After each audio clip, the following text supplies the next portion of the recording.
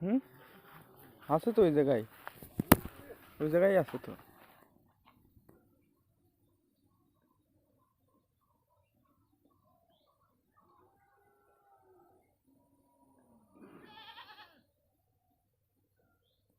বড় মাছ রে ভাই, বড় মাছ তো। হ্যাঁ সেন,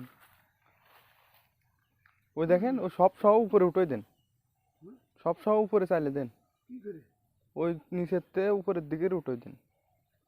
হ্যাঁ হ্যাঁ, না হলে ও শালা ঠিকই লাইন মতো বেরোয় যাবে না খুশকি।